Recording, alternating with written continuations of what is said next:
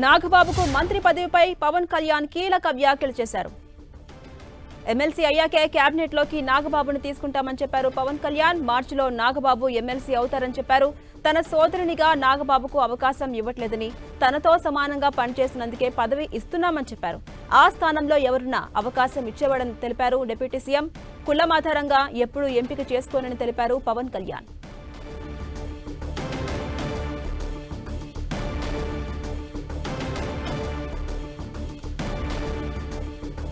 నాగబాబుకు మంత్రి పదవి ఇవ్వడంపై deputy CM Pawan Kalyan స్పందించారు. ఆయన కీలక వ్యాఖ్యలు చేశారు. ఎమ్మెల్సీ అయ్యాకే కేబినెట్ లోకి నాగబాబును తీసుకుంటామని క్లారిటీ ఇచ్చారు పవన్ కళ్యాణ్. దీనిపై మరింత సమాచారం మా ప్రతినిధి దుర్గా అందిస్తారు. దుర్గా,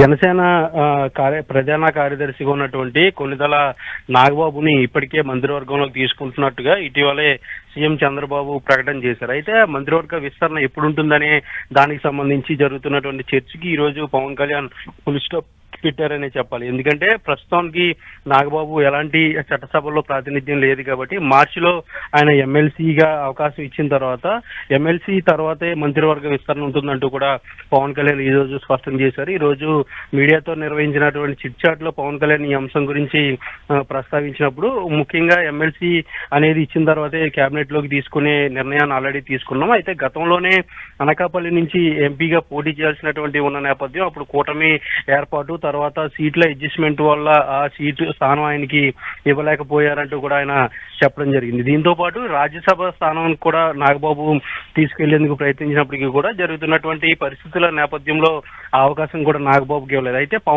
పవన్ కళ్యాణ్ తనతో పాటు పూర్తి స్థాయిలో పార్టీకి పనిచేసినటువంటి నాగబాబు తన సొంత సోదరుడైనప్పటికీ కూడా ఆ స్థానంలో ఎవరున్నా కూడా ఆ అవకాశం ఇచ్చేవాళ్ళమంటూ కూడా పవన్ కళ్యాణ్ చెప్పుకుంటూ వచ్చారు. ఇక నాదండ్ల మనోహర్కి సంబంధించి అలాగే కందుల దుర్గేకి సంబంధించి ఆ స్థానంలో వాళ్ళ కులాలు కానీ వాళ్ళ ప్రాంతాలు కానీ చూడలేదు. పార్టీ కోసం పనిచేసినటువంటి నాయకులుగా మాత్రమే వాళ్ళని చూడడం జరిగిందంటూ కూడా పవన్ కళ్యాణ్ చెప్పుకొచ్చారు. ఇక కుటుంబంలో ఉన్నటువంటి వ్యక్తికే పదవి ఇచ్చే అంశానికి సంబంధించి వచ్చినటువంటి విమర్శలను కూడా ఆయన పూర్తిగా తిప్పికొట్టడం జరిగింది. కుటుంబంలోని వ్యక్తి లేదంటే ఒకే కులానికి చెందినటువంటి వ్యక్తి ఒకే ప్రాంతానికి వ్యక్తి అనేది చూడాల్సినటువంటి అవసరం లేదు. పార్టీ కోసం ఎవరు పనిచేశారనే దానికి సంబంధించి కూడా చూడాల్సినటువంటి అవసరం ఉంటుంది. జనసేన పార్టీలో నాకంటే ఎక్కువగా కూడా నాగబాబు బ్యాక్గ్రౌండ్ లో ఉండి పనిచేశారు కాబట్టి ఆయన ఖచ్చితంగా పదవి ఇవ్వాలని నిర్ణయం తీసుకుని ఇందులో భాగంగానే ఆయనకి రాజ్యసభ స్థానం ఇవ్వాల్సినటువంటి అవసరం ఉంది. కానీ కుదరకపోవడంతో ఇప్పుడు మంత్రివర్గంలో తీసుకునేందుకు చంద్రబాబు నిర్ణయం తీసుకున్నారు. అయితే మంత్రివర్గ విస్తరణ అనేది మార్చి తర్వాతే ఉండే అవకాశం ఉందంటూ కూడా పవన్ కళ్యాణ్ చాలా క్లారిటీగా చెప్పడం జరిగింది. ఎందుకంటే నా ఎమ్మెల్సీ ఇచ్చిన తర్వాత నాగబాబుని మంత్రివర్గంలోకి తీసుకోబోతున్నట్టుగా తెలుస్తుంది. దుర్గా, నాగబాబుని మంత్రివర్గంలోకి తీసుకుంటే ఆయన ఏ శాఖ నుంచి కర్తవ్యం నిర్వహించే అవకాశం ఉంటుంది?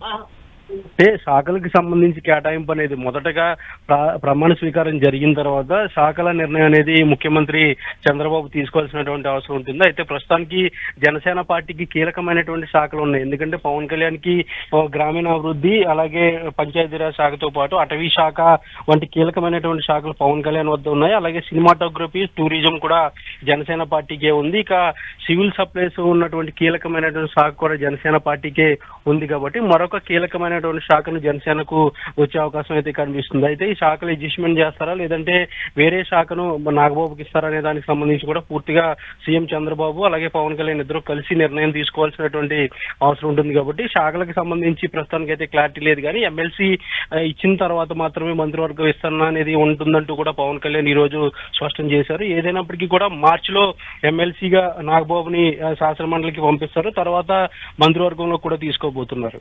Right, thank you Durga.